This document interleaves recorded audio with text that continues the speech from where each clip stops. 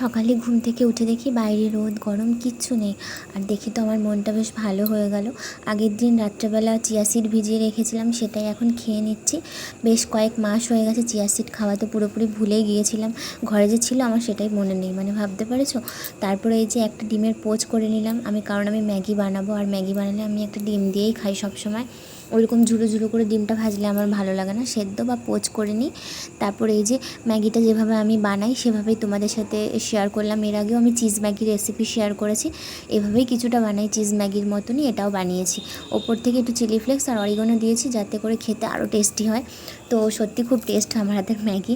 আর তারপরে এই যে সমস্ত সবজি টবজি কেটে নিয়েছি, সবজি বলতে সেরকম কিছুই সবজি কাটিনি, কাঁচা কলা ভাজবো বলেও কাঁচা কলা ভেজেছি, মানে কেটেছি। আর কলমি শাক ছিল, তো একাটি কলমি শাক বেছে ভালো করে পরিষ্কার করে কেটে নিয়েছি। তারপরে এই যে সমস্ত ভাজাভুজিগুলো করে নিয়েছি।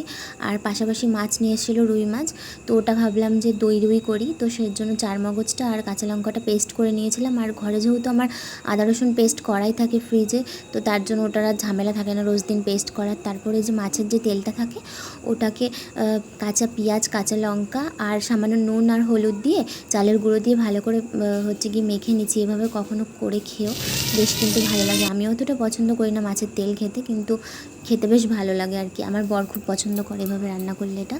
তারপরে এই যে দই রুইটা করবো বলে তেলে কড়াইয়ে তেল দিয়ে গোটা গরম মশলা ফোড়ন দিয়ে, তারপরে একটা কুচনো পেঁয়াজ দিয়ে ভালো করে ভেজে নিয়েছি। তারপরে তার মধ্যে আদা রসুন পেস্ট দিয়েছি, লঙ্কার গুঁড়ো, হলুদ গুঁড়ো, জিরে গুঁড়ো, ধনে গুঁড়ো, সমস্ত যে বেসিক মশলাগুলো ওগুলো দিয়ে দিয়েছি, নুন দিয়ে দিয়েছি। তারপরে এই যে দইটা ফেটিয়ে রেখেছিলাম সামান্য নুন দিয়ে, তো সেটাও এর মধ্যে অ্যাড করে দিয়েছি। আর এই যে চার মগজটা যে পেটে রেখেছিলাম সেটাকেও এর মধ্যে দিয়ে দিলাম। তারপরে ভালো করে কষিয়ে দেখো কত সুন্দর তেল ছেড়ে এসছে। তেল ছাড়া পর্যন্ত আমি কষিয়ে গেছি। কষিয়ে তারপরে এই যে জল, আমি কিন্তু সব রান্নাতে একটুখানি মিষ্টি দেওয়ার চেষ্টা করি। মিষ্টিটা দিলে না রান্নাটা খেতে, মানে রান্নাটা বেশ ভালো হয়। আর আমার মা দিদা সবাই হচ্ছে গিয়ে রান্নাতে মিষ্টি দেয়, আর মিষ্টি একটু না দিলে আমার কেন জানি না ভালো লাগে না। তবে সব রান্নাতে দিই না, যেগুলো যেগুলো দরকার সেগুলোতেই দিই। তারপরে এই যে জল দিয়ে দিয়েছি, জল দেওয়ার পরে সমস্ত যে মাছগুলো ভেজে রেখেছিলাম সবগুলো দিয়ে দিয়েছি। আর খেতে জাস্ট দারুণ হয়েছিল দই রুইটা।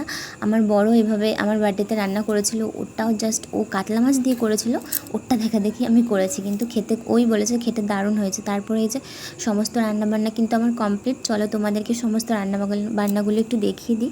মাছের ডিমটা এমনি ভেজেছিলাম নুন, লঙ্কার গুঁড়ো আর হলুদ গুঁড়ো দিয়ে, সামান্য তেল দিয়ে একটুখানি ভেজেছিলাম, সেটাই দেখালাম, ঝুড়ো ঝুড়ো করে ভেজেছি। আর এই যে দই রুইটা, আর ওখানে ছিল মাছের তেলটা ভাজা, আর এখানে কাঁচা কলা, কলমি শাক ভাজা, সব কিছু হচ্ছে কি হয়ে গেছে। ভাতটাও এই যে দেখিয়ে দিলাম তোমাদেরকে। সমস্ত কিছু করে অনেকটা লেট হয়ে গেছিলো আমার স্নান করতে, যেহেতু এতগুলো রান্না করেছি একা হাতে, ঘরের সমস্ত কাজ বুঝতেই পারছো কতটা দেরি হয়। তারপরে ভিডিও করা, মানে অনেকটাই লেট হয়। তারপরে স্নান করে যে পুজো টুজো করে নিয়েছি, তারপরে বরকে খেতে দিয়েছি। খেতে দিয়ে তারপর আমিও খেয়ে নিয়েছি। খেয়ে দিয়ে তারপরে শুয়ে পড়েছিলাম। তোমাদের কেমন লাগলো ভিডিওটা কমেন্ট করে অবশ্যই জানিও। টাটা।